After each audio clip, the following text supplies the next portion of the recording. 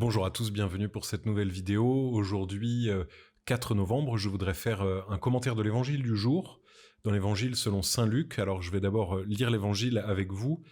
Dans l'évangile de saint Luc, donc au chapitre 14, nous pouvons lire le texte suivant.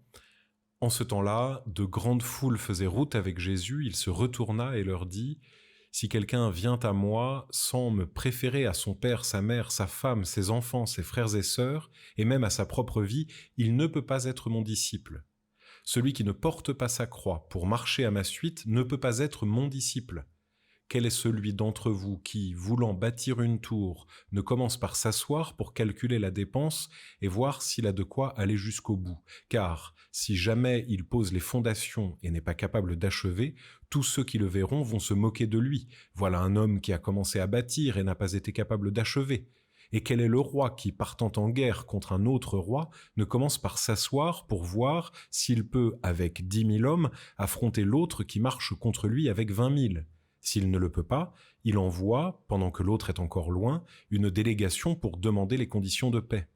Ainsi donc, celui d'entre vous qui ne renonce pas à tout ce qui lui appartient ne peut pas être mon disciple. » Alors nous entendons ce texte de saint Luc, ces paroles de Jésus qui sont des paroles dures. On est en plein confinement, en plein dans cette ambiance difficile, dans cette souffrance au quotidien vécue par le monde entier, et nous avons besoin de consolation de la part de Dieu. Alors on peut se dire, mais voilà que encore un texte qui vient nous écraser la tête, alors que nous avons déjà du mal à vivre notre foi chrétienne, peut-être qu'on a besoin d'être soutenu et qu'on a l'impression d'être comme rejeté, quoi. On ne peut pas être disciple de Jésus si on n'a pas tout lâché. Est-ce qu'on fait pas déjà assez d'efforts comme ça?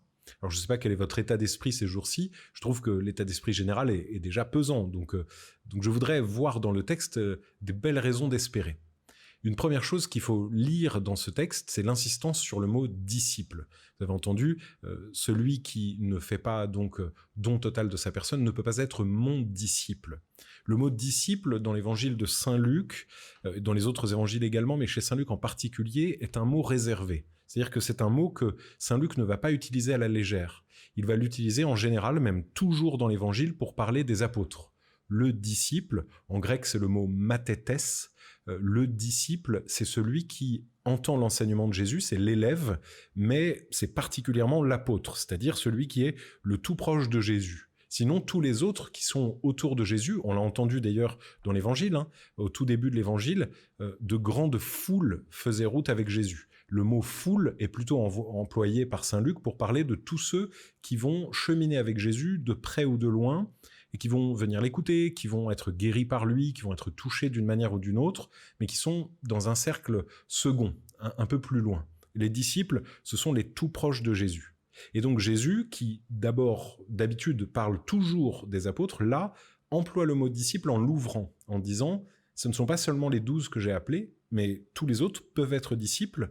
En revanche, il faut pour cela en être digne. Il faut pour cela agir en conséquence. » Et donc c'est une première chose importante à avoir en tête, c'est que on ne peut pas être réellement disciple de Jésus si on est seulement passif, si on est seulement à l'extérieur et de manière accessoire, si on veut, attiré par Jésus. Et finalement, c'est quelque chose d'assez consolant, parce que ça nous dit déjà qu'on peut être disciple, il est possible pour tous de le devenir, mais ça dit aussi une autre chose, c'est notre responsabilité. C'est que Dieu nous donne une liberté, Dieu nous donne un être complet, une personnalité complète, et c'est tout cela qui nous est donné pour pouvoir faire quelque chose. Nous avons la possibilité de nous mettre pleinement à la suite du Christ, et nous pouvons devenir disciples parce que nous en avons la charge, la responsabilité, c'est de notre ressort.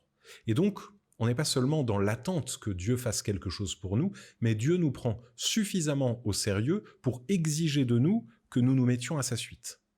Ensuite, nous lisons que le disciple, c'est celui donc qui choisit de rejeter le reste, de ne pas préférer les siens, ses amis, etc. à Jésus.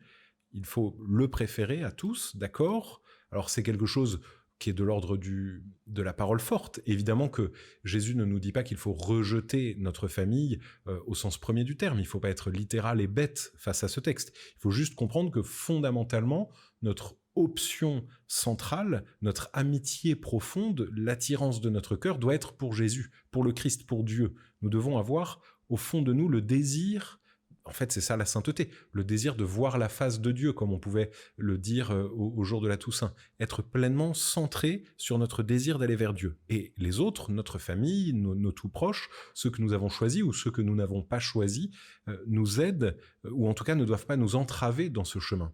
Et donc, il y a parfois des lieux de discernement sur notre rapport à la famille, mais fondamentalement, c'est surtout ça qui compte, c'est d'avoir le désir d'être auprès de Jésus.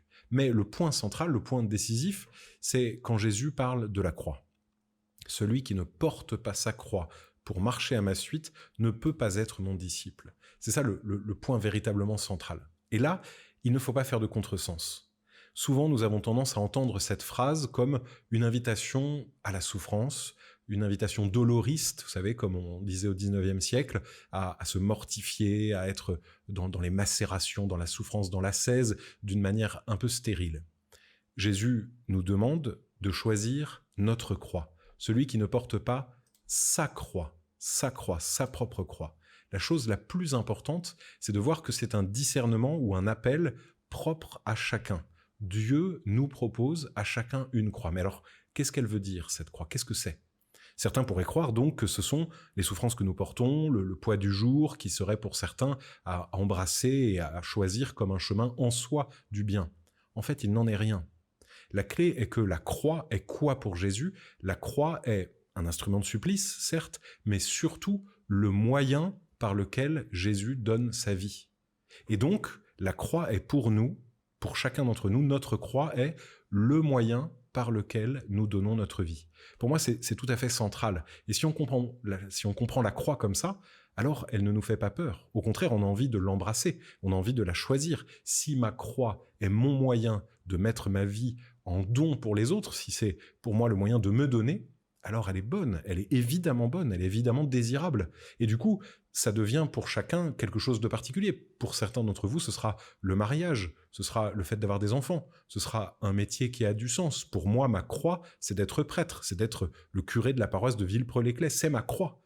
Et non pas au sens d'un poids, de quelque chose de sordide, d'effrayant, mais au contraire, c'est un moyen pour moi de donner ma vie, d'être heureux, ce moyen qui m'est proposé par mon évêque, qui m'est proposé par Dieu, mais qui m'est aussi, du coup, par ce que proposé, qui est proposé à ma liberté. Et je choisis de dire oui. De la même manière, nous avons chacun, à notre place, dans notre vocation, dans notre vie, des lieux où la croix nous est proposée, c'est-à-dire le moyen de donner notre vie. Veux-tu te marier? Veux-tu prendre pour époux, pour épouse? Veux-tu donner la vie? Veux-tu faire ce métier? Veux-tu faire cela? Veux-tu donner ta vie?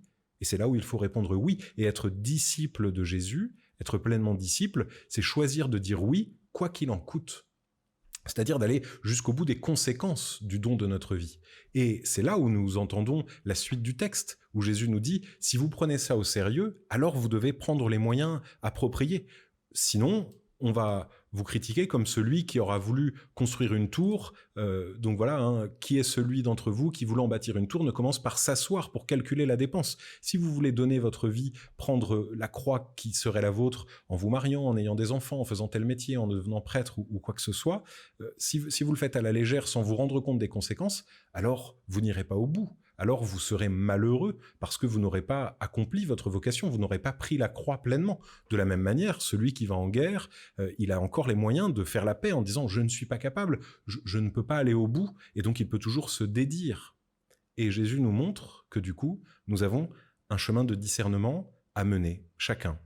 Il ne s'agit pas de choisir un nouvel engagement, il s'agit de voir ce qui entrave nos engagements. Nous avons tous de beaux et de grands engagements qui sont déjà pris, ou alors que nous nous préparons à prendre quand nous sommes plus jeunes, mais nous avons aussi, tout au long de notre vie, des entraves, des lourdeurs, des épreuves qui font qu'on a du mal à les tenir. Et du coup, c'est important de prendre le temps, de prendre les moyens, de discerner, de faire le plan de la tour, de faire le plan de bataille, de regarder qu'est-ce qui m'entrave, qu'est-ce qui aujourd'hui m'entrave.